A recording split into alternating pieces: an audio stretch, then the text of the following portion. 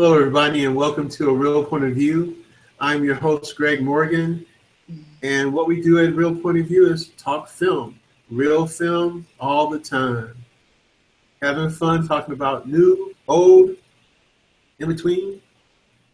Joining me on our show tonight are two of my good friends and co-critics here on our internet show, and that's the movie maven herself, Miss Karen D., and the guy who never picks a bad movie, Stephen C. What's up, Stevie C? What's up there, Karen D? How's it going? Hello. Very good. So this week, we were sitting back last show, at the end of the last show, trying to figure out what we wanted to talk about this week.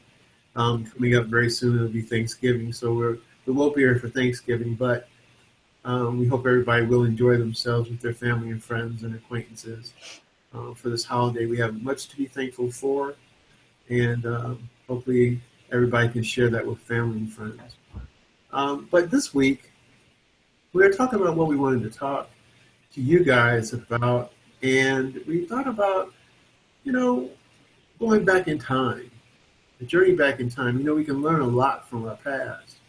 And with the way that technology has taken off over the last, 10, 15, 20 years, it seems to me it'd be kind of cool to go back and see what it was like in films in the past. So this week we decided to use the decade of the 70s. So each one of us is going to talk about different films that we enjoyed and watched during the 70s. And one of the things I want to pose to the three of us is, did it hold up? Does it still make sense? Is it as good as it was when we first saw it? Is it as it was when we first saw it? And how does it kind of,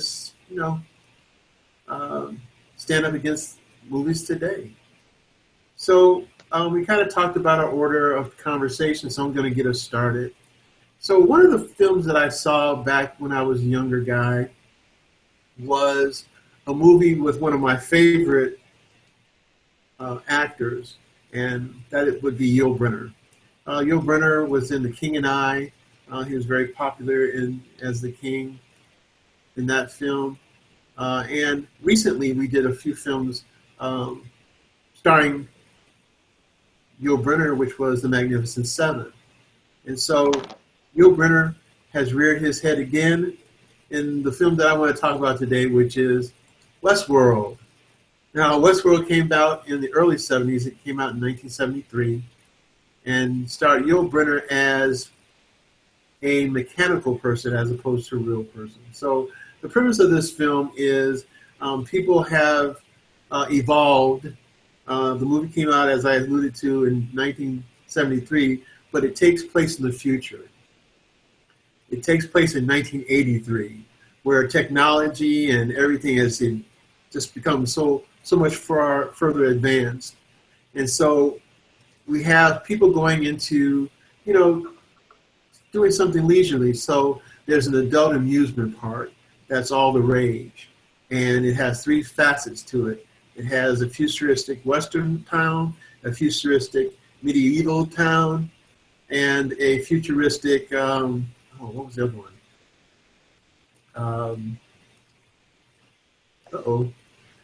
Gotta think about that for a moment. But anyway, it has three basically futuristic essence to this particular film. And so people are, flying in to go to these three different aspects of adult amusement. So the premise is you can do anything you want at these places. And they have all the technology. One of the things that they show you in the film are the different mechanics and the different service people who are, these computer wizards working these computer programs to keep these robots alive. And the robots are humanistic. They look just like regular people. So you can abuse these robots. In the Western town, you can shoot them. In the medieval town, you can joust with them. And the way things are programmed by the programmers and the service people, it prevents you from being injured. So if you want to have a gunfight, you can have a gunfight. You won't be killed, but they use real bullets. If you want to joust, you can joust and you won't be killed. The third town I remember now is a Romanistic town. So it's basically ancient Rome. And so if you want a sword fight there or anything in these towns, you can do it without any harm. So a lot of people are paying a lot of big money to go do this. So that's what the movie's about. Now, just like anything else, we have a lot of technological advances over time. Did this movie stand up as far as the technology and them using the futuristic ideology in the film? I think they did a real good job in trying to depict maybe 10 years later, even though what they're doing is way, way into the future. Not so far from where we are now, but a long distance away from 1973. It was a decent movie. A lot of the things were a little hokey looking back at it now over time. I still enjoyed it, but the technological essence when they were showing computers and they have these terminals in this room behind these service people and programmers. And it's just funny to me because, mainframes have been so long out of our existence now, now that it's in the 2000s, in the new millennium, than in the 70s. And they have a lot of flashy lights and stuff like that to depict the computers working and stuff like that, but look almost ornamental. Ironically, though, Greg, you said, mainframes have been so far out of our existence. They are, except that server farms kind of look like those mainframe farms now. Yeah, but I mean, it's like everything old is new again. So, yeah, we have these tiny computers, but we still have those server farms that look like the mainframes did from 40, 50 years ago. Well, okay, taking that into consideration. It's just, it was funny watching because it had the big wheels, like reel to reel on it, like it was tape, Right. all that kind of stuff. So again, they were trying to simulate what they thought things were going to look like and how things were starting to look like in the early 70s when we actually was probably the decade where people were actually starting to take computer classes for PCs. And the PCs were these humongous accessories, we'll say, With punch cards. and now things are thin and still get the same functionality and of course better functionality now. But it was just interesting to see it in there, and it was kind of quirky to some degree, and the flashy lights, it was kind of funny. But the essence of the movie itself, though, was actually still pretty good. Now, films that we watch these days usually somewhere in between 2 to 2.5 hours long. This movie was like 128 minutes long, so the movie moved pretty quickly.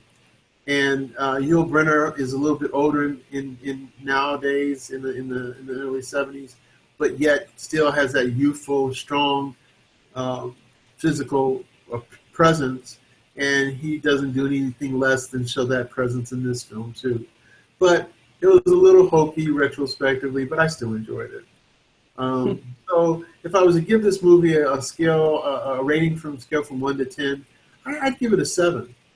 It actually didn't do as bad as I thought it was going to do, and so it held up pretty well, except for a few hokey things, and just because there's more out there technologically when it comes to film and the abilities that they can do with film. It doesn't stand up to that as much, but the storyline was still pretty decent. So I gave it a 7, looking back. So what films do you have, Karen, or if you have any questions about, you guys have any questions about this film that I saw, that might be the answer for you, or provide what I thought about it. Well, I just have a comment. Sure. Echo. Yes. Yeah, and it sounds like I'm having technical difficulties because of my echo. I don't know why that is or how to address it. It's not good now. Weird. Okay. I remember Westworld 2. can't say it was one of my favorite films. And I love Yul Brynner.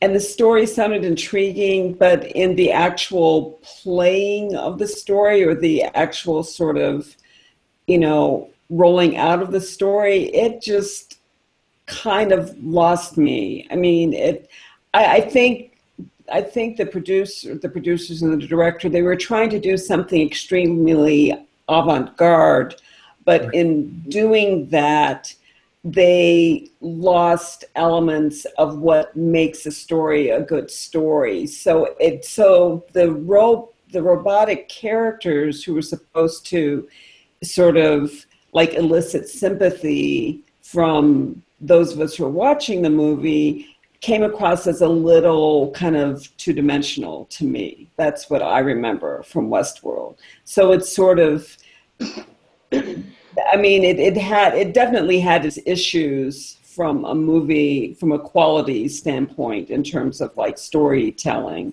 Although, it was the premise was fairly provocative. Cool. I feel like just where we are in movies and where we are in time now, just with everything going on around us, that the movie is really,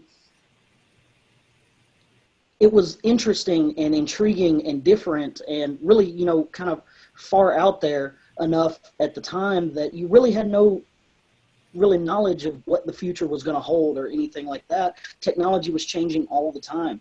But now we've gotten to this point in time, and the movie really feels kind of cliche to science fiction. And it's like, you look back at it now and you can believe it was made in the 70s.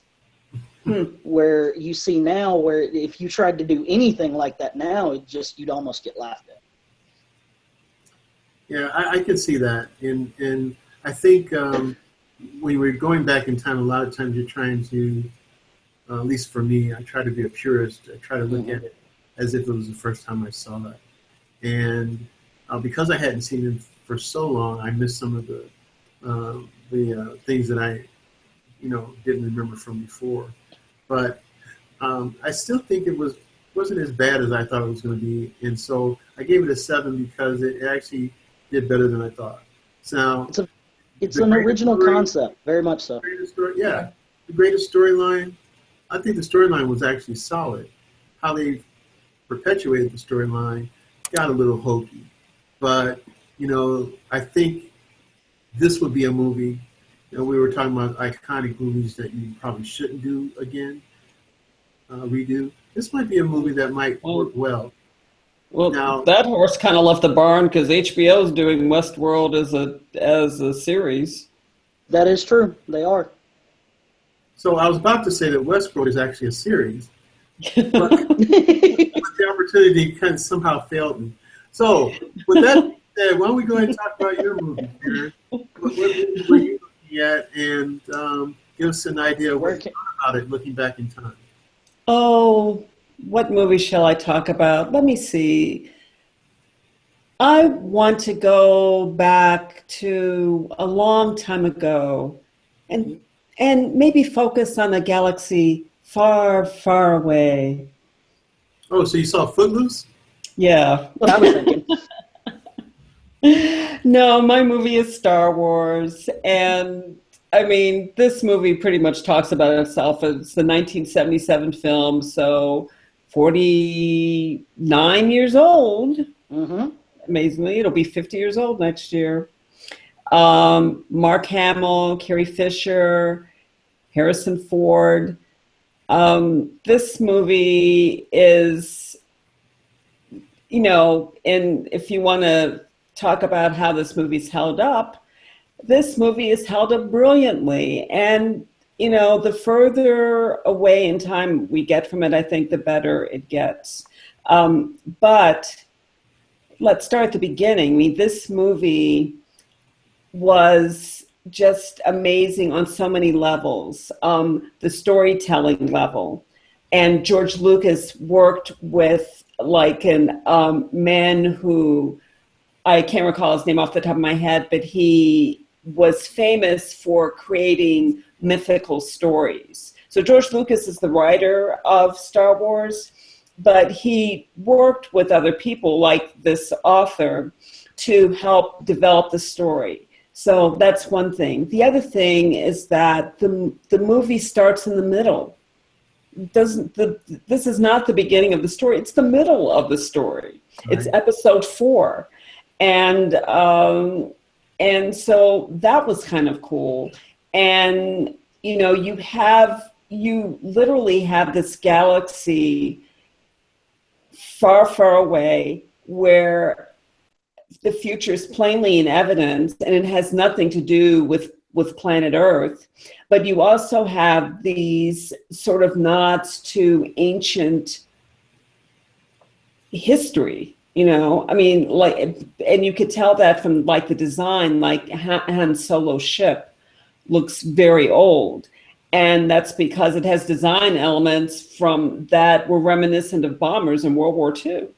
Mm-hmm. And like like one of the guns looks like something that could have definitely been taken off a World War II bomber. But it's on this spaceship that travels at warp speed or light speed or whatever. This movie spawned an entire new industry of special effects, industrial light and magic. There was no industrial light and magic before Star Wars of 1977. George Lucas basically created this industry out of whole cloth, this incredibly advanced approach using computers in a way that had never been used before, using lighting in ways that had never been used before, to develop the look and the feel of Star Wars. And industrial light and magic is still the go-to if you can afford them. If you want to get a movie made and you can afford ILM, that's your go-to if you want those kinds of special effects. There are others, but I dare you to recall their names unless you're in the industry. But industrial light and magic became a household word or a household name because of Star Wars in 1977. It was also the first film, and this is going to sound very strange, but it's the first film that actually panned a star field. And before Star Wars came along, shots of like fields, like a sky full of stars, were done in segments, in cuts, George Lucas was like, no, we're not going to do it that way. We're going to pan the entire field. And I think it wasn't done like that before because of the expense, for one. And it's like, and what kind of payback are you going to get from a movie telling standpoint by panning a field of stars? No one's going to care about that. It's not going to add anything to the story. But George Lucas changed that game, and now you can see that sort of shot all the time. Ever since 1977. This movie, what was also kind of neat was that this movie brought unknowns and made them household names. It doesn't happen nearly enough, in my opinion, but in this movie, Harrison Ford was somebody who was that close to quitting the acting business altogether when he got the call to do Star Wars. He was known to people in the industry as a carpenter, and he worked on movie sets. He did work for people like on their houses and stuff. And he was also trying to, get acting work. And it was just, getting to be really tough. And he was about ready to walk away when this role came through, and it changed his life. It changed the course of his life. Carrie Fisher was certainly a child of the industry, Eddie Fisher and Debbie Reynolds, but she wasn't terribly well known in her own right as an actress until this movie came along, and she made Princess Leia and having huge buns on the sides of your head just like totally cool. And Mark Hamill also wasn't terribly well known until this movie came along. So, it's so well done. And this is an instance where a movie that was very well done to begin with was actually enhanced, not because it was remade, but because George Lucas came along 22 years later in 1999 and just sort of added a few tweaks here and there to the movie, just, like enhance some scenes that didn't necessarily make it into the movie the first time around and kind of put them back in, and just kind of punched up the effects a little bit using techniques that were available in 1999 with an unlimited budget that were not available to him in 1977 with a very limited budget. And it actually made the film better. But this movie is about the struggle of man, the little guy versus the big oppressive force that wants to crush people who only want to live the way that they want to live, and the struggles of those people against this oppressive power. Of course, they were on the side of the force, which was good, and the power was bad. That was evil. And then there's like James Earl Jones, who, oh my God, that magnificent voice as Darth Vader just sent chills up and down your spine.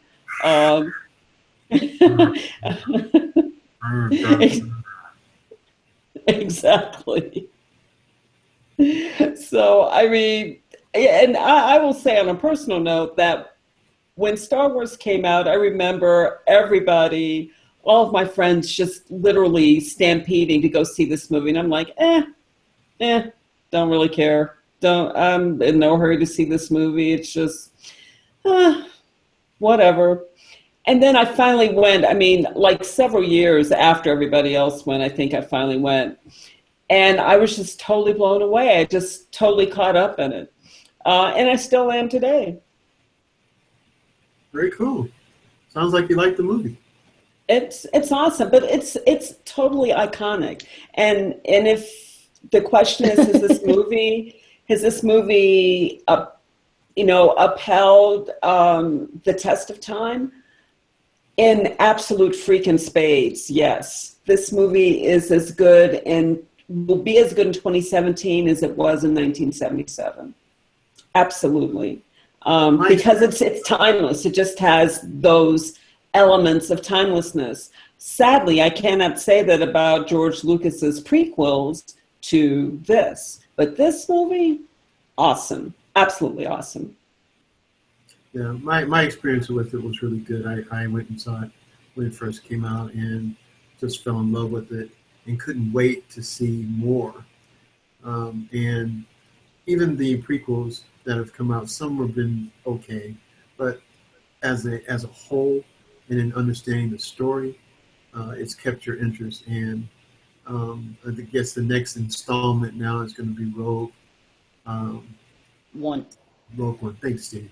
Rogue One. So that also goes back in time before the Death Star was destroyed. So we get to see who the spies are in this film. So pretty decent cast of people there too. So yeah, I thought this was a pretty good movie. What do you think about it, Steve? I really enjoy Star Wars.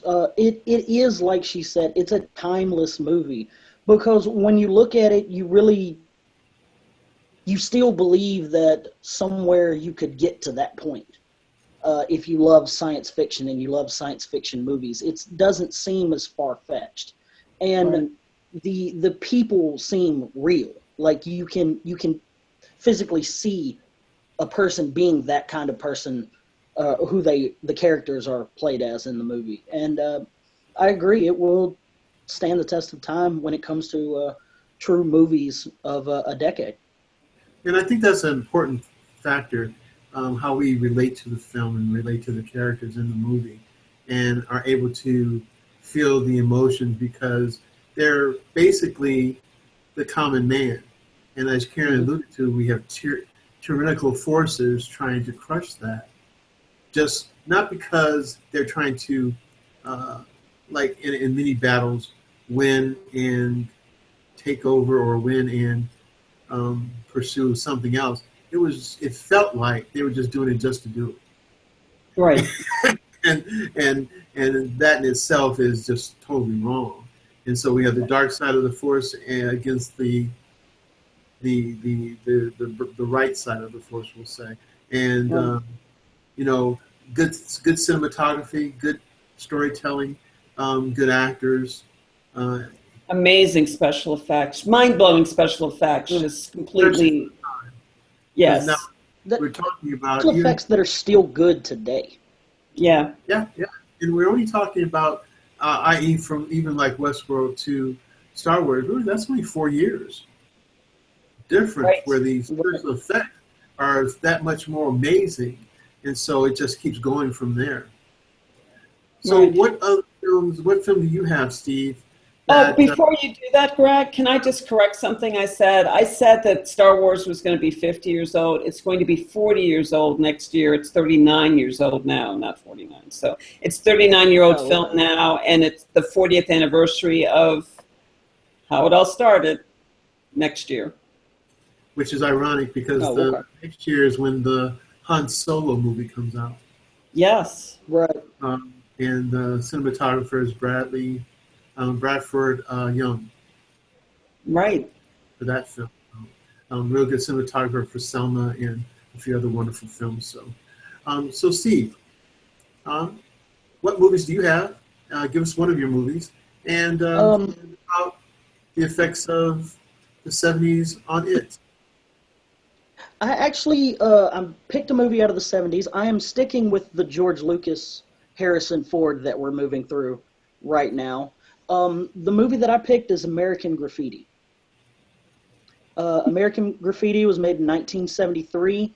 It's They call it a coming of age comedy drama. I really feel it's more of a reflection of exactly what was going on in the movie's actually set in 60s in Modesto, California, which George Lucas used his real life experiences to help with the co-writing of this movie. And it's really a reflection of the time. You didn't stay in the house on Friday nights, Saturdays. You went out, you did things. If you owned a car, you were one of the coolest kids in town, and you always worked on your car. That car was a part of you. And during this period of time, you got to see true the greaser uh, moniker that we see in movies like Grease and other movies from that period of time, where they got that name because they were always working on their cars. They always had dirt and grime and everything to do to make that car shine and polish. And it's where a lot of people's livelihoods, really teenage years up into their early 20s, were really reflected in their life. Starring in the movie, Richard Dreyfuss, Ronnie Howard, Harrison Ford, Bob Hopkins. A really good cast for the time that we would know later for great movies down the road. Um, Old stories I used to hear from my dad and friends of my dad's when they would talk about going and cruising the strip, and you may pass the same car 5 or 6 times as you're cruising the strip, but you're just out and you're just going for a ride and you're free. Basically, you don't really adhere to the responsibilities. This is post World War II as well. The economy and the world are still feeling the effects of that. So you're kind of free from your being tied down to school, being tied down to responsibilities. When you just go cruise and go to the diner and hang out with your friends. And also, drag racing becoming a popularity at this time is a real reflection. The end of the movie has Harrison Ford drag racing and wrecking his car at the very end, and it's really teenagers getting into trouble doing teenage things. And teen angst. There's a little bit of romance. There's always the comedy of that guy in your clique, in your group, that you make fun of because he always says something stupid. It really is a reflection of just that hasn't changed. When you look at this movie now, as opposed to looking at it then, people are still the same. There's video game systems. People are inside more. They don't go out. But when you're with your friends, when you're hanging out, it's really it really carries over. It's the exact same experiences I had when I was growing up to when my dad was growing up. So many moons. I'm sure you understand too, Greg. Oh, well, definitely. I think I knew this. It's funny. I know this film relates to you a lot because of your dad and working on cars and being a part of racing history, we'll say. So I know this was a movie that you would get into. So yeah, so vigorously. So yeah, and I, the one thing about this movie that I really enjoy is the music. We Oh talked yeah, about yeah. the film quite a bit, and this is one of those films where music is paramount. It sets a lot of the tone, it sets a lot of the mood of the things that are either transpiring or about to take place. And I really enjoyed this movie for that. Now, I'm a 50s, 60s, 70s, and early 80s kind of guy with regard to Good grief, classic what's music. left? It's early 80s. I'm not a big fan of the late 80s and the 90s, not at all. And so, but all I'm saying is that the music in this film, which again, the film's about the 60s and it took place in the 70s, and 70s and 80s is pretty much my era. So to listen to this music, which was some of the best music I've ever heard in my life, and it being a part of this film, just added to the essence and the I'm gonna say it, the coolness of this film. This is a very cool film, and all of the things like you said, Steve, in it, again, relatable again to things that we did and grew up with and were around as we grew up as well. So yeah, I like that film a lot. What about you, Karen? Did you like American Graffiti? I have to say I've never seen the movie. Oh, That's okay. God. Okay. It is very much worth a look, but Yes. I couldn't condemn you for not having seen the movie. Well, I'm not a car person, and Okay. I've never been a car person, although I love driving my car. So yeah, it's just, but it certainly has the aura of a classic, like It's a good classic one. Hollywood film. I think you love the music. The soundtrack is Yeah, amazing. I'm sure I would. Yeah, it's amazing. So, Um, go one ahead, of the Steve. things about this movie too that I really feel is a good effect that they used, and if you're not paying attention, you'll kind of lose it. But there's no reason you shouldn't. It takes place all in one evening. Oh, It all takes place like it is just an evening night stroll for all these teenagers, and then they turn around and they do it again the next night. So it really in such a short period of time, which this movie I believe was only 100 minutes long. Hmm. So once again, we're telling a lot of story in a short period of time compared to movies today that sometimes draw out movies a little bit too much. They give you all the information you need and the encompassing of this great story, and just in one evening in a very very nice easy period of time. It seems like as we're looking at these movies, looking back at the 70s, a lot of the movies in the 70s were, I'd say, on the average, about an hour and a half in Hmm. length, and made it very easy for us back then, which is much more rare these days, to see a double feature. We used to go to the drive-in and see 3 movies. But these days, you can only get one movie in the same time frame almost. It'd be like a movie and a quarter nowadays, as opposed to 3 films back in the 70s and in the early 80s. So, that in itself is a big difference. And you have to be a really good storyteller to get your point across in such a short period of time. So I give kudos to a lot of the films of the 70s and the 80s because of that, and even the films prior, which were even shorter. Um, you Hmm. know, so well, to keep the ball rolling here, I've got another film that I'd like to present, and this one was one of those films that was somewhat of a satire and very cliche when it came to the comedy of the film. This movie was written by Mel Brooks as one of the screenwriters, and we know him to be historically as a comic writer and uh, producer of films back in that era. And this movie was also one of the screenwriters for this film was also Richard Pryor. So the movie that I'm talking about is Blazing Saddles. One of my all-time favorites. So good. Blazing Saddles was, I don't know, the best way to describe Blazing Saddles was it was really funny. And it's funny when, you have a movie that does corny things, does expected things, and it's kind of like, what's a good way to say this? It's like jokes that your friends told you growing up, and now they put them to life, and it's like like you have this person, that person in the joke. Well, the joke is real now because you can actually see the So this movie basically is, again, we're going back to tyranny again. We've got this land baron who wants to get this land because he's trying to build this railroad, and he needs to build this railroad through this existing town. And so he's trying everything he can to, I'm not even going to say legally, he's trying everything he can to get this town out of the way, either buy it, crush it, whatever he can do.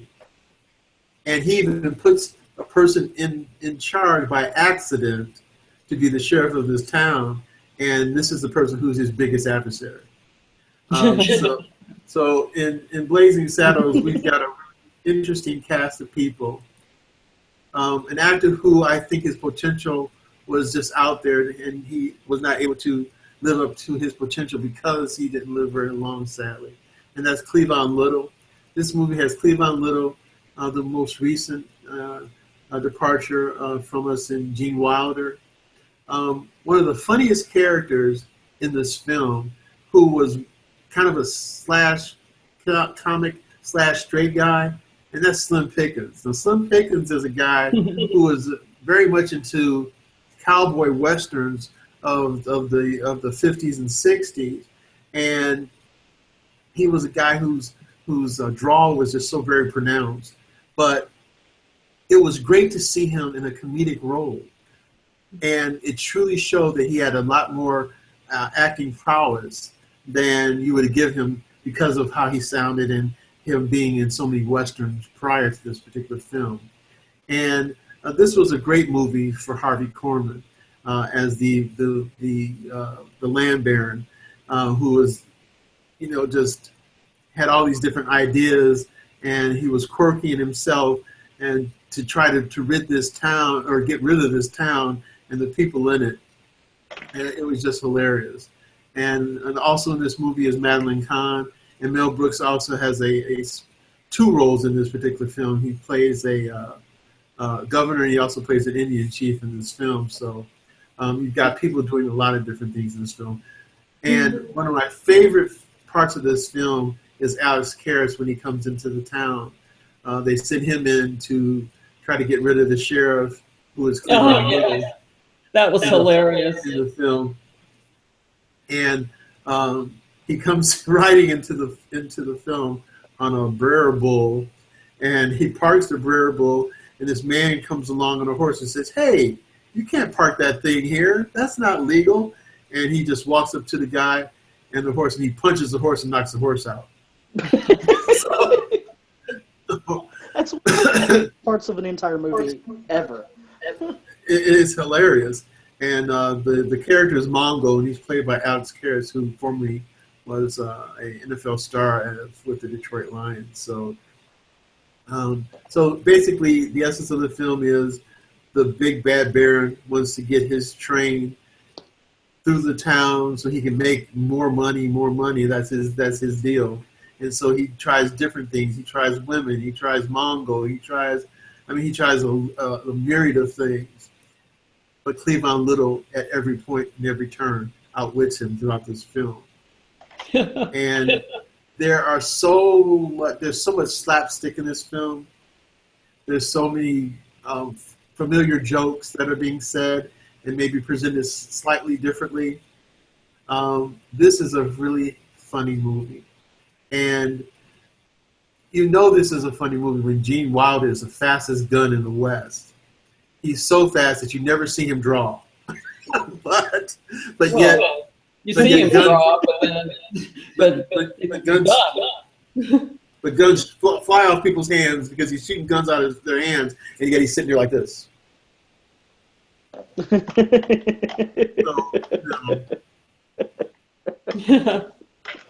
Now this I can't not like this movie. Just talking about this movie is hilarious. There's a lot of undertones to it too, political undertones, ethical undertones, racial undertones. There are ducks and froggies and duckies undertones. There's just a lot of crazy things. They've added everything into this movie in the time, the things that were going on in the times, and yet they got away with it. They got away with just every idiosyncrasy, because they decided to laugh at all the craziness. Right, but in 1977, when this movie was made, I mean, there was no such thing as political correctness. And having like a white person playing an Indian was just normal. And I mean, there were some of these racial overtones that were made light of brilliantly, in my opinion, by Mel Brooks. But even then, it's like, that was hilarious, because there wasn't the sensitivity to, saying things. I mean, we're just way more prickly and just insult prone as a society in 2016 than we ever even thought about being, almost 40 years ago. Yeah, in fact, this movie came out in 1974, actually, so even earlier than that. So, more than 40 years ago, then. Yeah, so we're talking, but that's the irony. You're coming out of the 60s, which was the Flower Child era, into a calm, kind of more peaceful kind of, it's the latter part of Vietnam War. People weren't as caring, like you said, about these crazy things. It just added to the film. And so I thought this was still pretty funny. Even after all these years, I thought it was still pretty funny. And when I was singing to you guys earlier, I was singing to these guys before we started, ladies and gentlemen. I get no kick from champagne. This is actually in the movie. I get no kick from champagne. When they were expecting the brothers on the railroad to sing "Swing Low, Sweet Chariot," or right. And they're like, "Well, why don't you guys sing with your spirituals?" Spirituals. Oh, okay. And then they talk. They go, "I get no kick from." And they go, "No, not that one. Like, Kim Turn Races or Swing Low, Sweet Chariot." And they're looking at each other like, "What? What are you talking about?" Right. That was hilarious. That was hilarious. Jumping around, and then the foreman, who's Slim Pickens, comes up there. What are y'all doing?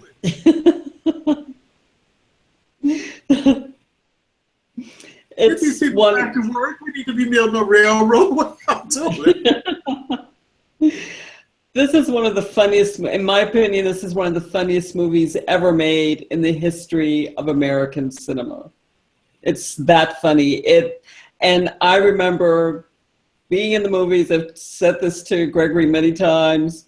I was in the movies watching Blazing Saddles when it came out, and my friends got so annoyed at me because I was laughing louder than anyone else in the movie theater throughout the entire movie, even when nobody else was laughing. I just thought, like, I just laughed from the minute the movie started until the minute the movie ended.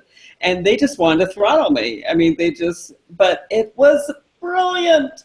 Brilliant. It was brilliant because it was silly, funny, stupid, entertaining, witty, charming. I mean, it had every element in it. I And feel so like this movie stands the test of time because it had every element in it, and it thrived. Yeah.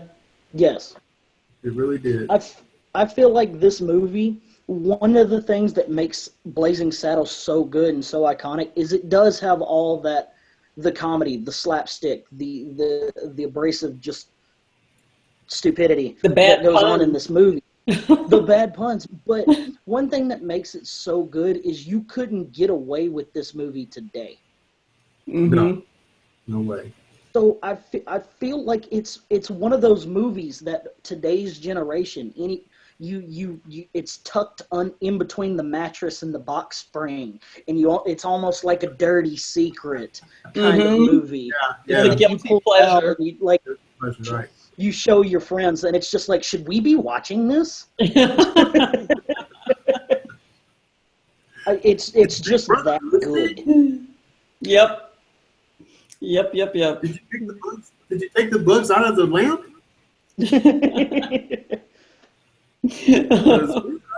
This might not be, but yeah, and yet it's just a fun movie.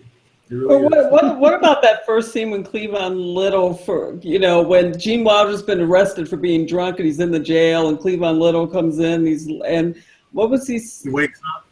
Yeah, Gene Wilder wakes up. Hanging Like, upside down.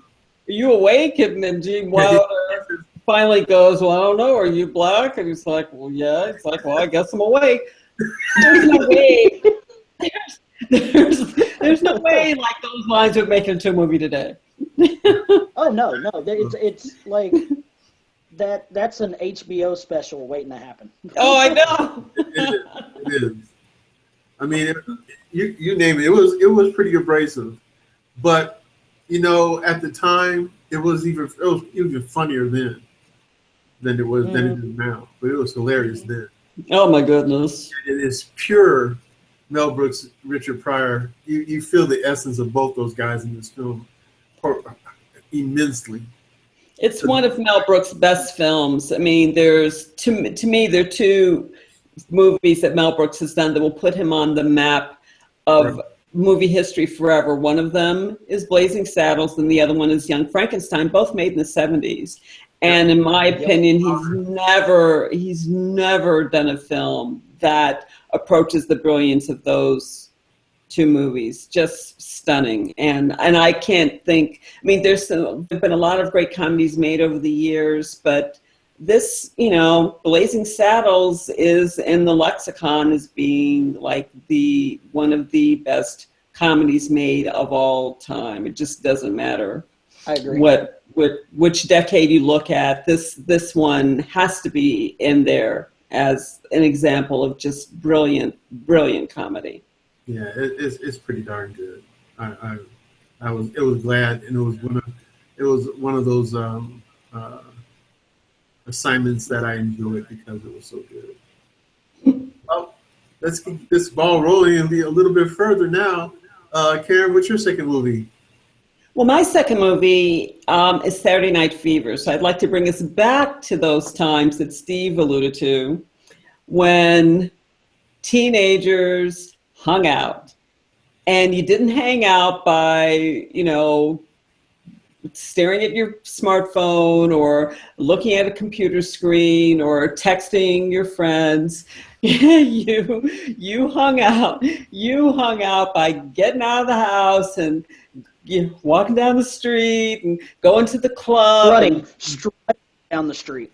Strutting down the street and then dancing your heart out. And this was Saturday Night Fever, made in 1977, I believe, and starring John Travolta and a cast of others. But this movie is like, this movie was very popular, did great box office when it came out in 77. But 39 to 40 years later, I think its consciousness has sort of ebbed and flowed. There have been, just much like our disco, awareness has kind of ebbed and flowed. In the 70s, disco, and when this movie came out, disco was huge. absolutely huge. And it had been huge for a few years. It was really like fever pitch, literally, in 1977. By 1979, nobody gave a crap about disco. Right. So it was like don't even. They were burning disco discs, records in Wrigley Field. Right. It's like, don't even talk to me about disco. Disco's for idiots. So that was then, and we were like embarrassed as a country collectively by our disco frenzy. I think throughout the entire 1980s and into the 1990s, and then like in the 2000s, we've gotten far away from it. Boy, let's look at the good old days, when people just kind of dance for the fun of it. And actually, disco dancing isn't so corny. Actually, it can be kind of difficult and very challenging to do. Let's take another look at that art form. So I think right now, Saturday Night Fever, it's a lot easier to see in 2016 what the amazing elements of that movie were than it probably was back during the 70s, and certainly during the 80s. The music that is so just, it's this granular, practically symbiotic connection between the music and movie. And this movie put the Bee Gees on the map for American audiences. And their whole soundtrack really just, informed the movie and became as much of a character as the human characters in the movie, as far as I'm concerned. Another huge character in the movie was the city of New York. That opening shot of Saturday Night Live, classic opening shot, subway train. It just screamed New York, screamed Brooklyn. And then, you have these shots of you think it's the Brooklyn Bridge. It's probably not the Brooklyn Bridge, but you have these shots of these just gorgeous bridges that are in the New York City area. Again, another running theme throughout the movie. And then you've got John Travolta, who, again, in the opening shot, you've got him walking down the street, strutting, as Steve said, strutting down the street in these amazing, Italian shoes, which probably cost him 6 months' salary, because he only works at the paint store. And, it's like, how does he afford shoes like that? And he's just strutting down the street. Well, you can tell by the way I use my walk, I'm a woman's man. No time to talk. No time to talk. So, it's like, wow, this is so cool. I love that opening scene. Love that opening scene. And, and then the other really neat thing about this movie, you see these these homage elements. There's a poster of Rocky in John Travolta's bedroom. Well, Sylvester Stallone, who wrote Rocky and starred in Rocky, became the director to the sequel to Saturday Night Fever, which was Staying Alive, which only came out 2 years later. His brother wrote a lot of the soundtrack for. Right. So there's that, and the music, the Bee Gees was not the first choice. They were actually doing Boz Scaggs, a lot of tracks from Boz Scaggs and from Stevie Wonder. That was the first choice for music for this movie. And the director decided to sort of rethink all of that, because Boz Scaggs' representatives decided that they didn't want his music in the movie, and I bet they're still kicking themselves about that 39 years later. So they didn't want his music in the movie, and then they said, we need something, and we need more thematic elements or whatever. So they went with the Bee Gees, and that was happening just turned out to be the luckiest thing that could have happened to a movie set. John Travolta was extremely famous at this point. He had, he was like one of the most well-known people from the television series he was in called Welcome Back, Kotter. That series had ended, I think it ended in 1975. In 1977, he was incredibly well-known. He had major, traction from that television series. So while they were trying to get the movie made, it was very difficult for the production crew because the teenage girls were constantly like, hanging around, trying to get a look at John and trying to get a hug or whatever it was. So John Travolta just had to do a lot of like hiding and disguising and all that other stuff so that he could do the research he wanted to do for the movie. At one point, there's another scene that was kind of iconic towards the opening where he comes home after doing his stint at the paint store, and it's like Friday night, and he decides that, it's time to get ready. So while Night Fever's playing in the background, he's like getting a shower, picking out his shirt, combing his hair, brushing his hair, and he's standing there in his underwear, just like strutting around in his underwear, right? And after the movie came out, the rumor was that there was a body double doing those scenes for him. So he was interviewed about that later, and he's like, that was not a body double. That was all me. And in fact, there was only one time a body double was used, and that was when I was strutting down the street and they had a body double. There was one shot where it looks like John Travolta picks up his foot with this Italian shoe on it to look at another shoe in a store window. That one little part was a body double, and John Travolta said that always pissed me off because that body double could barely could barely balance on one foot, and I know I could have done that better because there's a picture of me next to knowing how to balance on one foot in the dictionary. So there was that. He ran 2 miles a day, every day, and danced 3 hours a day to prep for this movie. No one knew he could dance until this movie came out. And it was like, oh my God, I remember. It's like, who knew he could do all that? And it was authentic because he was actually doing all the moves. And in fact, there was also some grumbling. Karen Lynn Gormley played his love interest in the movie, and there was a lot of grumbling. I remember this too. She was too old. She couldn't dance, and they kind of used that in the movie too. Mm-hmm. And she really couldn't dance as well as John Travolta. She had to struggle in the beginning and work really, really hard to keep up with him. So this is like the classic movie about, kids that are lost. These are kids that don't have anything to look forward to. And there's a line, it's a great line in the movie. The father is talking to Tony Manero, which is John Travolta's character, as John Travolta's getting ready to go to the disco.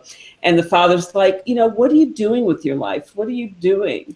And Tony Manero's like, well, this is like the time to live, it's, this is what you do. And the father's like, you need to be, I think he says, I need to like have fun now before I have to plan for my future. And his father says, the future is not something that you plan for. The future is something that happens to you if you don't have enough sense to actually make sure that things are in place so that you have a future. And I'm like, wow, I'd forgotten that line was in the movie, but that's pretty cool, So there were a lot of great moments in the movie, like when they were sitting around the dinner table, supposedly having a dinner conversation, and John Travolta says something that the mother doesn't like, so she hits him, and then John Travolta says something again, and the father hits him, and then his sister gets hit, and they're all like trading hits around the table, and then at one point the father whacks John Travolta upside the head again, and John Travolta says, "Why do you always have to hit my hair? I spend a lot of time working on my hair, and you always hit something like you don't respect the effort that I put into my hair. Those lines were not in the movie. He said that, John Travolta said that, like, just while they were shooting, it just came out, and they decided later that's totally something Tony Manero would say, so it stayed in. So a lot, just great moments in the movie. The soundtrack is awesome. The way that New York is embraced as the city of dreams and the city of nightmares is awesome. These characters, they're not likable. And this is again, we're in the age before political correctness sets in. So you hear the N word, you hear the S word, the way the women are treated is horrible. There are all kinds of stereotypes. I mean, this is another movie that I don't think could be made today. I gotta be honest. Not this way, not like this. Yeah. But this is what makes the movie so special. It's another one of those guilty pleasures. Indeed. Well, Steve, you've got another movie waiting for us. So what have you got, and tell us about your film? All right, I want to go back to the beginning of the 70s, really 1 year in, 1971, fresh off of his late 60s playing as the man with no name. Clint Eastwood stars in Dirty Harry. Really, we're really doing a good job talking about iconic films of the 70s that kind of set a standard for their genres. Dirty Harry also set a standard. Oh, I see it. Yeah. Dirty Harry really set a standard for police movies out there. It was one of the few times you had really seen this much of a gritty playing as kind of your hero of the story. It's set in San Francisco. He's an inspector for the San Francisco Police Department. One of the very interesting things about the movie is they actually pulled real, actual case by case numbers from the Zodiac killer cases. Mm. So there's a real life to this movie, very successful. Got I believe 4 more movies out of this out of the Dirty Harry series. And during the movie, he's following a serial killer that's demanding money from the city, or else he's going to be killing people. And the police themselves, the commissioner and chief of police, really don't want to turn this case over to Clint Eastwood, because all of his cases end in terrible violence. His solution is violence. He's like, I'm not going to take him to jail. I'm just going to get him off the street, and we're done. I don't have to look at it later. Right. Yeah. Right. And they do a good job showing this toward the beginning of the movie when he's sitting in a local diner and he observes a bank robbery. And as the guys are running out, he walks outside of the diner, kills 2 of them, and then wounds the 3rd one. Yeah. And keeps those court costs down. This is when his the famous line of you got to ask yourself one question: do you feel lucky? Punk. He really puts himself as a towering figure to these criminals and stuff. He makes himself seem bigger to them, and you notice as they're going through, he's got a reputation, and he really holds true to that reputation. He's not really a nice guy, even though he does a lot to help so many people, halting a suicide attempt, trying to save these people, and doing everything that's asked of him to help save the serial killer's victims. He has a partner that he's trying to guide through because he's an up and coming guy, and they stick him with Clint Eastwood's character, so he could really get a feel for it. But Eastwood really shows him the truth of like what the city is, and what he's going to have to go through all the time. He's that kind of like Denzel Washington in Training Day. He's gritty, and he knows the truth, like not something you can read in a book or you see in the newspaper. This is the real life that's going on. He's the worst internal affairs worst nightmare. Oh yes, of course.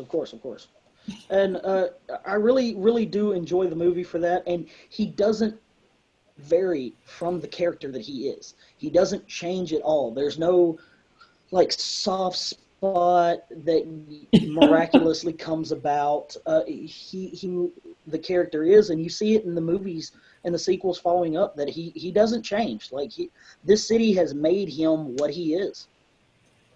And this is how he feels he has to deal with it. It's funny. Clint Eastwood has a certain mystique about him, a certain persona. Mm-hmm. But it is brought to epic heights through the persona of Dirty Harry. I mean, I don't know. I think that's probably some of the best tough guy. One of the best tough guy films ever is Dirty Harry. I mean, that's crazy. So. Yeah. But you're right, Steve. I think this whole thing about so many times in movies or just in acting generally, when you look at the acting industry, the goal is for nuance and for layering and dimensions, multi-dimensions, and there was none of that crap in Dirty Harry. It was one dimension, kill, and then it's like I'm gonna get you on the street. You're right. That's it. There was no shading, there was no subtlety, no subtext, none of that subby stuff was happening here. It's like, I have one job to do and that's all I'm going to do. And, and it was really watchable, even though it was just like, it was one note. It was a heck of a note. I really feel that does a good job of making that movie kind of last, because you have so many of what you were talking about, the dimensions and the layers and the setup. That in Dirty Harry, what you get at the very beginning of the movie is what you get at the very end of the movie. Right. And I feel like that in and of itself is a layer to really that stands up in this movie and the sequels after it. Mm-hmm. Very good stuff. You got one left, don't you, Greg? I do. This was I thought was one of the better films of the 70s. Now, this movie came out just as the 70s was coming to a close. This movie came out in 1979, and this is basically the epitome. This film is the epitome of sci-fi horror. We have a lot of sci-fi movies, we have a lot of horror movies, and the sci-fi movies have horror elements in it, but this movie was one of the few movies in my watching film that actually kind of gave me the creeps. And that movie is Alien. Ooh. Yeah, Alien. So good. Sigourney Weaver, Tom Skerritt, who's one of my favorite actors, John Hurt, and Yaphet Kotto is also in this film. And this is basically about a crew. They're a merchant vessel, they're a commercial vessel. Their basic element in what they do in space is they're kind of like for lack of a better way of saying it, like like when your car breaks down and you have to get a tow truck, well, they're the space tow truck. So they don't have any malicious entity. They're not trying to do anything other than their job. They're out there in space, and obviously space travel is not a big deal because they're out there pulling stuff to safety. So basically, this is a crew. They're on their way home. They've been in space for quite some time, and all of a sudden they get a distress signal. Now, the people who are on board this vessel aren't particularly happy about having to answer this distress signal because basically they want to go home, they want to get paid, all the things that pretty much everybody does when they get off of work. It's just that when you're in space, you don't get home really fast. So you gotta, do what you gotta do. And so they realize that they have to answer this call. Now, I'm not going to give away all the essence of the movie if you haven't seen Alien, because I'm sure there's people out there who've never seen the film. We find a lot more anymore. There's a lot of films that have escaped a lot of us. And I didn't see, like Karen was saying about Saturday Night Fever, I didn't see Alien when it first came out. I saw it in the mid-'80s. So it coming out in 1979, I was more thinking about what I was going to do in college as opposed to going to see this film. But I'll be honest with you. Sigourney Weaver did an excellent, excellent, excellent job in this film. She was very believable. But it's hard not to be believable when you're really, really scared. But she was really, really scared throughout the majority of this film. And you would be too if everybody surrounding you is just dying. And you can't understand it. You can't explain how this creature comes aboard. It's like an internal virus, and they think they get rid of it. They think they kill it, and basically it's only the beginning. So right, and it keeps dripping saliva. It's such a messy monster. That's what ticked me off about aliens. Like, clean up your act. When you have saliva that's acid, that would tick you off too because it's putting holes in the rest of the, throughout the whole. You're surprised that he didn't secrete so much salivic acid that the ship didn't just break apart. Oh God! Yeah. Ew. Rupture a hole. And this is one of those films where you want there to be a sequel because this is a monster that you got to share with the rest of the world. And I guess they thought that too, because they ended up making quite a few of these movies, but all pretty successful, to be honest with you. But Alien obviously is the parent, and it's the most intriguing of the movies. And it's just there's nothing. It's almost like this is one of those creatures. There's just nothing you can do to just stop it. And when you think you stopped it, you haven't stopped it. You've just aggravated it. And I'm going to use this word, ladies and gentlemen, you just pissed it off. And so, very good film, a lot of decent actors in it. There's even a Hobbit in this film, Ian Holmes, who plays the Hobbit in the older Hobbit in the movie Hobbit. He's in this film. Sadly, he's not treated like a Hobbit in this film, I'll tell you that.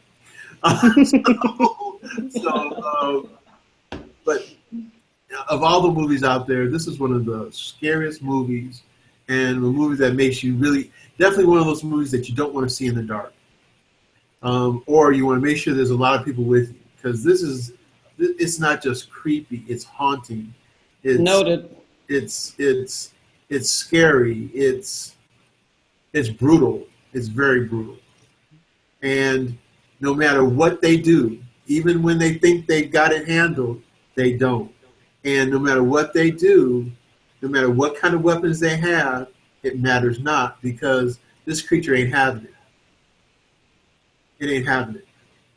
And the true extinction of this creature doesn't happen.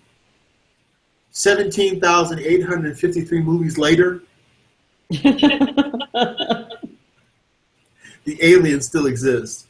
It went up against the worst one of the top hunters of creatures, and still exists. So that's telling you how tough this movie is.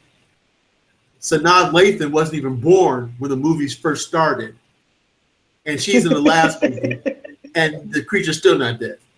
Oh, God. That's how staying tough power. Wow. That's what I'm saying. That's total staying power. That's staying power. and they're thinking about making a new Alien movie. So that goes to show you that the creature still lives. I don't know where it is here in the United States. It's probably got a penthouse somewhere. All I know is 27,652 stories down, there's some things secreting through the roof, and it looks like some salicylic acid. That's all I got to say. That's how tough this creature is. If you've never seen Alien, I'd say go ahead and see it, but make sure you're with other people, but not your big brother or your crazy sister, because you don't want them scaring you throughout the film, like maybe some movie would be better. But yeah, this is a really good film, and it has all the scary elements in filmmaking, and to combine it with a sci-fi thriller. What was really cool about this is, it's 1979. Again, we're always talking about, or we've been talking about, how advanced the cinematography is, how advanced the technology is within the essence of the film. When this film first starts, even in the beginning, because there's nothing, they basically show you around the whole of the ship while everybody's sleeping. And it's interesting to see the gadgetry and the vision that these people had about what the future would be like in a spaceship. I think they did a really good job. Pardon me? Compared to Westworld? Ridiculously better than Westworld. So now we're talking about 2 years after Karen's film. This is 79, and it seems like it was a decade of improvement, even into the next film. So even from the beginning of the 70s to the latter part of the 70s, you see a lot of technological advances and cinematography advances in these films. And this film was no different than that. I think some of the actual ship that they were on, the vessel they were on originally, and when they were given that distress signal, they had to go look at it. The way that their ship detached from the parent ship into the smaller ship, and then the smaller ship gets thrusted, just like spaceships do in real life today. It went poof and thrust it out before it actually flew out, and then it just orbited a little bit. I mean, it was great. I thought that they did a really good job at that. Now, there were a few, lights that were floating around, kind of like ornamental lights. But all in all, I thought they did a really good job in that regard, too. So it made you really believe they were out in space and really believe this was a futuristic essence. And again, the people were kind of laissez-faire, in their attitudes early on, but that changed real fast. One thing I want to add. One thing for this movie, I feel like they took a basic element of what human fear really is. The standard human fear is the fear of the unknown, and they really took the fear of the unknown and used it in a bunch of different ways in this movie. By what is that? What is that? What is that becoming? Where is it coming from? And how many legs does it have? Yes, and why does it have so many legs versus the little snake that's running around? What's that damn acid? But why can't it use a napkin? Well, it has acid. That's why it can't use a napkin. Oh, right. Why does its teeth protrude away from its face? Yeah, why does it have an extra set of teeth? Yeah. What is it about that? They don't have toothpaste on your planet? But yeah, I really feel that fear of the unknown really, they use so many elements of just that one setup in this movie to move the movie along. Yeah, it's right. And the tension never leaves. Never. I mean, we're talking about facing your fear and yet still being much, much more afraid of not facing it than the actual fear itself. Right. The epitome of this film. And yet, even when you face it, you're so tired and so worn out that now fear is not your thought. Your mortality is no longer your thought. And that's creepy in itself, when your mortality is not really your closest thought anymore. And that's where Sigourney Weaver's character pretty much got toward the end of the film. Just, I'm just so tired. Forget it. Just whatever. The true term of whatever comes to play in the latter part of this film. So, I thought that was a great film. I would recommend the film to anybody to see. And even the sequels of this film are really pretty good. Alrighty then. All right. So, hey, Karen, what's your last film? Well, my last film is another iconic film made in 1976. And this movie, I think, sort of creates new pathways in a couple of different ways. The movie is All the President's Men. It was made in 1976. It stars Robert Redford, Dustin Hoffman, Jason Robards, Jack Warden, a number of other great stars were in this movie. And how it sort of trailblazes is one, it takes a really static story, and by embracing the static nature of the story, creates a riveting movie treatment. So that's one. And the other way in which it trailblazed is that, generally speaking, if you do historical movies, they're not very good if they happen too close to the actual events. Almost always, if they're done within 5 years of the actual event, they leave you wanting, because there's not enough perspective. And there's not enough of like a global view that assists the storyteller with the actual story.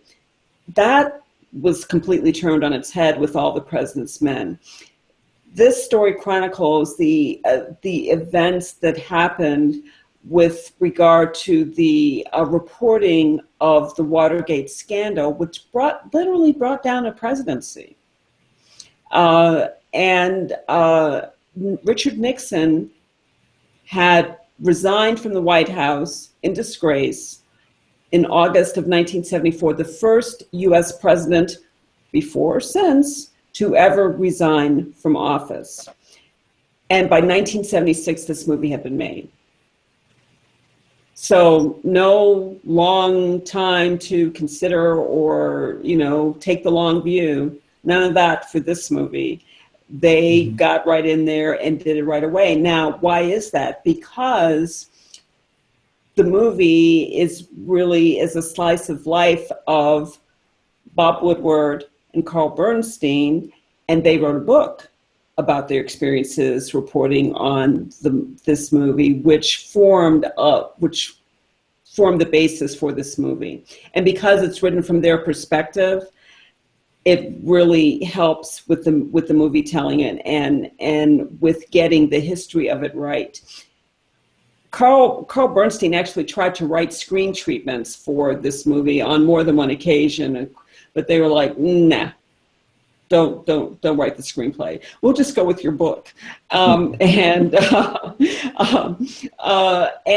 other thing that was really good about this movie was that while some dramatic license was taken, the producers and directors, and by producer I'm including Robert Redford, who was very much a producer of the movie, tried very hard to stick to the actual events that happened. And so there wasn't a lot of fluff, there wasn't a lot of flourish, none of that going on. And really, I mean, if you think about being a reporter, I mean, a reporter's job, it's like, at 9 a.m., 8 a.m., or whatever it is, you pan in on the reporter and he or she is sitting at the desk. And then they turn to a typewriter or a computer and type some things. And then they pick up the phone and they talk to somebody, and then they might talk to a colleague, and then they might turn back to the computer and type a few more things. And then it's time for lunch, and then they come back, and, I mean, really boring stuff. Thanks. And everyday life, let me tell you. Everyday life. Yeah, it's like the show about nothing. What'd you do? What'd you do what'd you do today? Well, I got up and I went to work. That's a show. From the Seinfeld series. So this was a show. I got up and I got an assignment to talk about these burglars. That's a show. Okay. So those really boring elements were that's what was embraced in this film. And it's really just about these two really new reporters who they get like a little piece of this story, and they stumble upon like the biggest story in like the history of journalism. They talk about this in journalism schools today, because how they reported and their use of sources just basically broke ground from a journalistic perspective.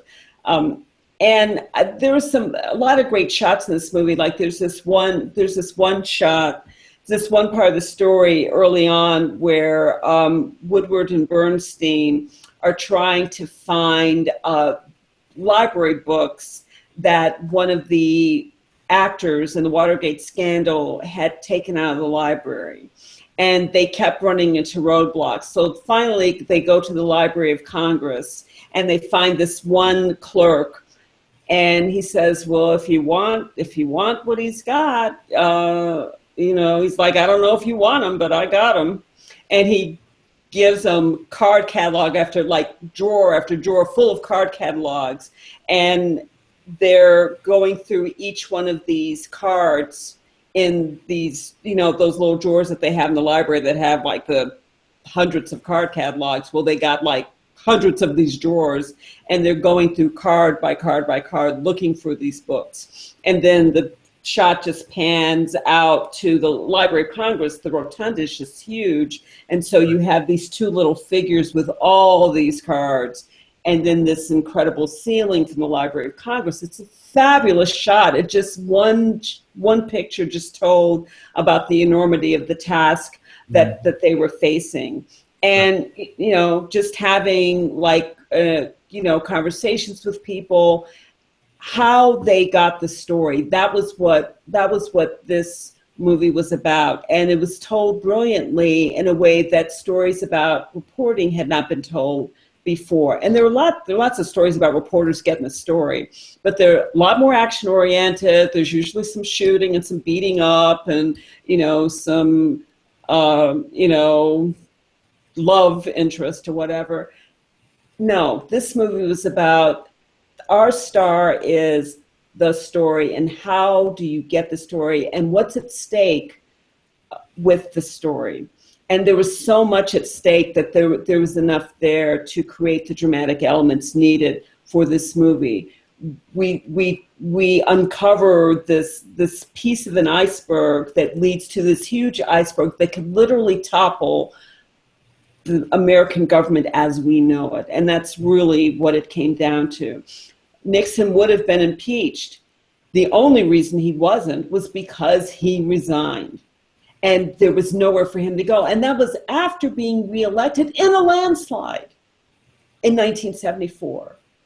He went through all this effort, and the people in the committee to reelect the president and Restans, Kleindienst, the attorney general, and all these people who were supposed to uphold the law went through all this effort to get Nixon reelected. They didn't have to do anything because he literally walked back into being the president again because there was no contest. Right. It was absolutely no contest. That was the year that McGovern ran against Nixon, and his first running mate was Eagleton, and Eagleton had to leave the ticket because of a scandal that erupted about him. And there was one line in the movie where the editors for the Washington Post sat around talking about, well, McGovern, he doesn't have a running mate. So, I think he's approached Humphrey, he's approached this person, that person. And it's like, well, yeah, who hasn't he approached? Is there anybody left? And they all kind of laugh. I'm like, no, he's that desperate and nobody's taking. So just really, really interesting. If you're a history buff, if you want to look, and if you're a journalism buff, and you want to, get a bird's eye view of those worlds, this is the movie.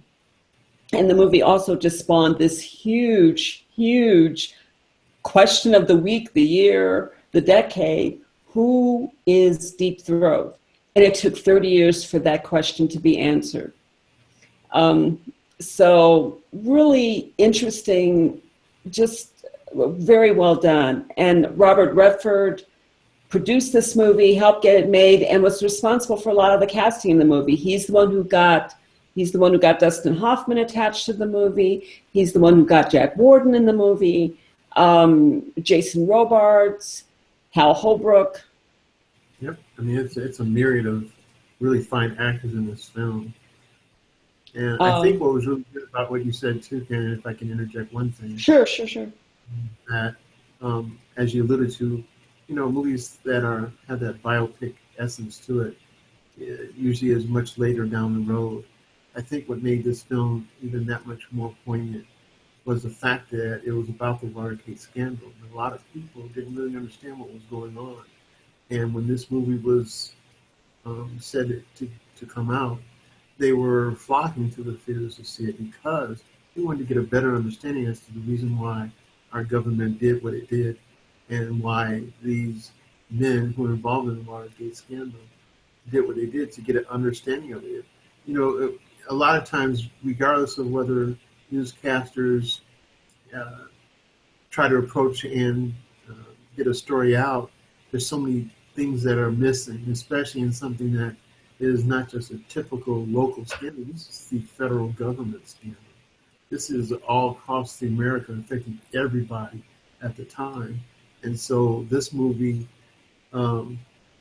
it wasn't going to fail. People wanted to know. They wanted answers. They wanted to get on and have an idea of what was going on. And with these two gentlemen teaming together to get this story told, it just gave people a lot more information. And that's what they were looking for, so they went to the theater to see it. Right. And this movie won 4 Academy Awards. Jane Alexander won for a very small supporting role. I think she was, I doubt that she was in the movie for more than 20 minutes, if that. But she won Best Supporting Actress. And Jason Robards won for Best Supporting Actor this year, and then the following year for another movie he did. So I think to date, he's the only person to win Best Supporting Actor for 2 years in a row. So the acting was just top notch. I mean, Ben Bradley will forever look like Jason Robards to me. Very much so. Well, we're getting kind of long in the tooth here, so let's do this. Steve, let's get to your film. Tell us what your film is and what it is about this film in the 70s that made it work or not work for you. We're past the midnight hour, so I feel like a midnight movie is most appropriate for kind of following up the rear on everything we've done today. In 1975, a musical comedy known as the Rocky Horror Picture Show was released. And anybody who has seen this movie, it just brings a smile to your face whenever you see it. It just has that kind of intriguing, interesting, multi-layered story that is actually a tribute to science fiction and horror B-rated movies of that time frame, dating all the way back to the 1930s. It stars Tim Curry, Susan Sarandon, Barry Bostwick, Meatloaf lends his vocal talent. Charles Gray plays the narrator for the story, and anybody who's familiar with James Bond would know him for playing Blofeld as a villain in a couple of the James Bond movies. It's based on a play as much as the play was released and then the movie followed shortly after, and it's also the longest running theatrical release ever because it's still here 40 years later it still shows up in theaters, and people like you mentioned before we even started the podcast, it was a stepping stone. It was the birth of cosplay when it comes to dressing and showing up for your movies dressed as characters that are in them. People would stand in front of the film down at the base and act out the scenes that are happening right above the movie, and they know the movie so well and they love it so much that they're lip syncing directly with the movie. And so it's almost like you're getting two shows. It was like really getting a 3D show. Right. If you really think about it, It's it was so a true. 3D before 3D was even thought about. That is so true. About going to actually see it in the theater, you had to make two stops. One at the costume shop and one at the local store to pick up your toilet paper because you're going to need a lot of it. When Exactly. And I'm one of those people who is a fan of the film, and I've seen the film, I think it's 6 times. And 4 times dressed up just like everybody else and had much toilet paper with me. And I was younger, so I watched it. The first time I saw it, I was in college. And some friends took me to see it. And when I walked in, I too could not believe all the characters that were not on the screen. And so I'm thinking, wow, this is crazy. And they say, yeah. And people in there called you a virgin because they knew you had never been there before and had never seen the movie like they had seen the movie. So the next time I went, I was prepared, and the next time, and the next time, and the next time. So it is one of those iconic films that lasts the test of time, definitely. And it was some of the better, I don't know, it was just a great effect. The music was fun. The actors were fun. Tim Curry was ridiculously good in this film. Oh, so good. Probably one of his best films ever. Although he plays a really good Cardinal Richelieu, but that's another.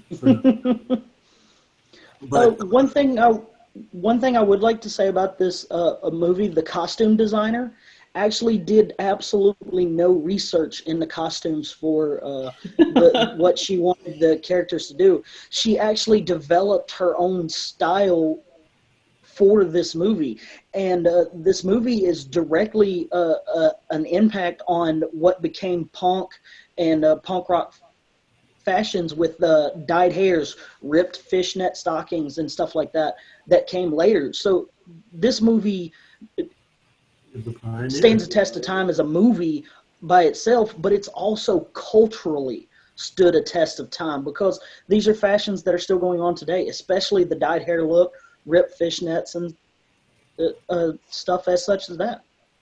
It's really very interesting. I'm wearing ripped fishnets right now. I'm Me not. too. I'm not because again, I'm not at the theater. No, but anyway, no, but Oh yes, you only wear them at the theater. The theater. only to the theater. Only to the theater. But it's a fun movie, and so people out there who haven't seen the movie now, they made a remake. They did a live version on television, and we're not talking about that.